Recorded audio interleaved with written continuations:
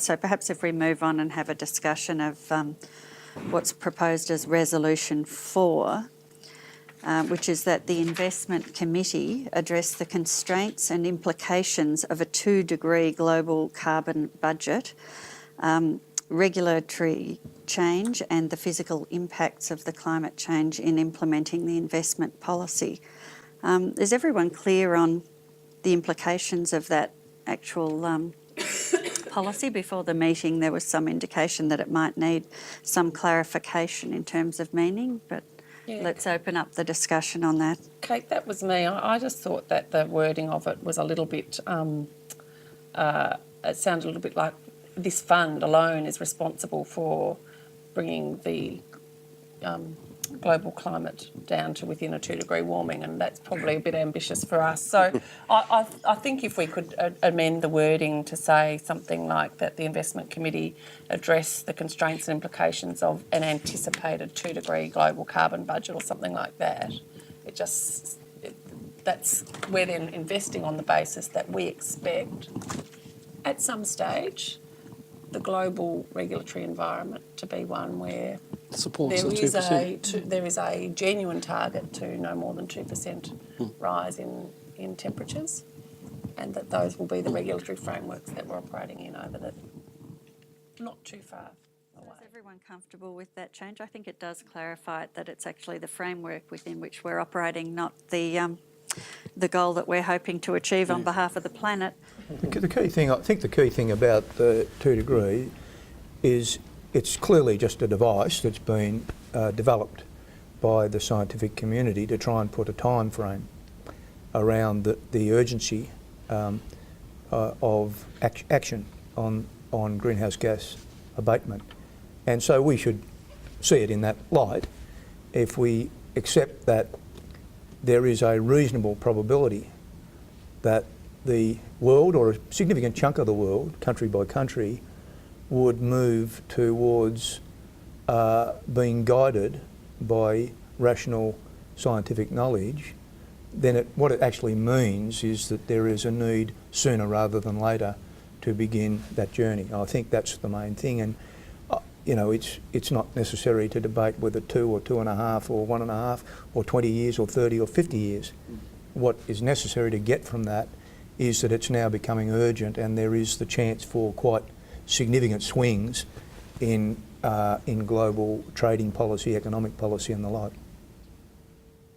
Any other board members have any comments in relation to this? Are there any implications for us, Gary, in terms of change of government and change in policy in the Australian environment? Well, I think the only thing you can say about political risk is it's ever present, and it's probably, you know, one of the greatest risks for investment in a lot of these areas.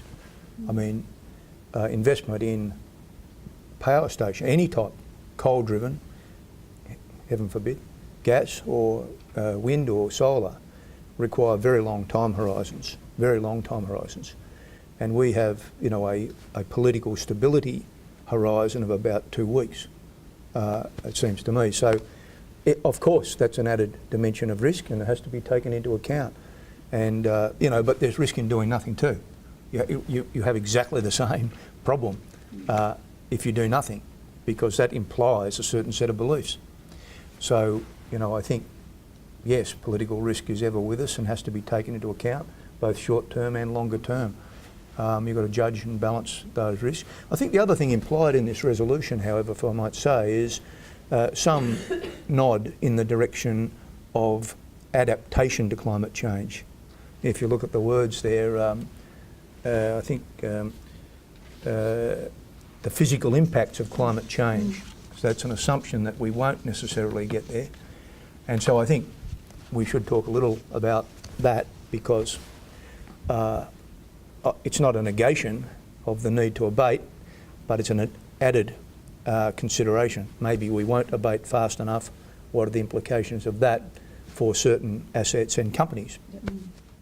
Yes, not to mention property that might have to be relocated from the coast to the inland. Yeah.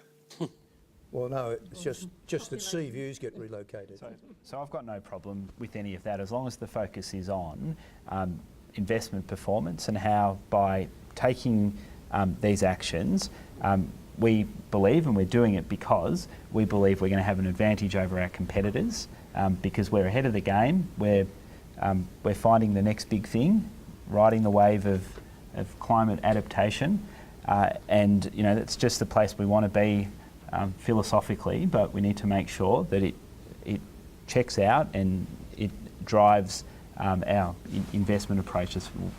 Our desire to increase the retirement balances of our members is what drives the investment approach. And I'm glad you said that, because we often, if not frequently, have the debate about relative versus absolute performance. We all, I think, care too much about our competitors and sometimes lose focus on the need to generate good, long-term, inflation-adjusted absolute returns for our members, which ultimately is what they will thank us for at the point of retirement and beyond. So I don't want everything to be a discussion about performance in the context of competitors. It should also be performance in an absolute context of what we're trying to deliver to our members. Okay, so are we all happy to move on from Resolution 4?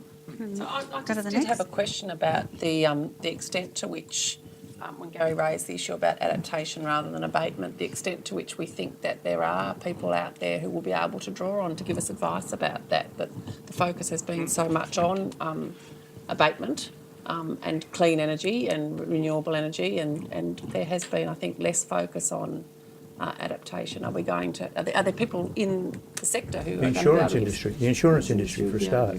The insurance industry, very business model, depends on being good at that.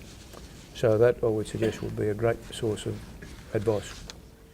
Well, I know the insurance industry is heavily investing in risk modelling of the impacts of climate change in terms of natural events and things like this. So, Would this board like to have a presentation from an insurance company and perhaps from an investment bank that actively researches that space to give them more indication of what's happening?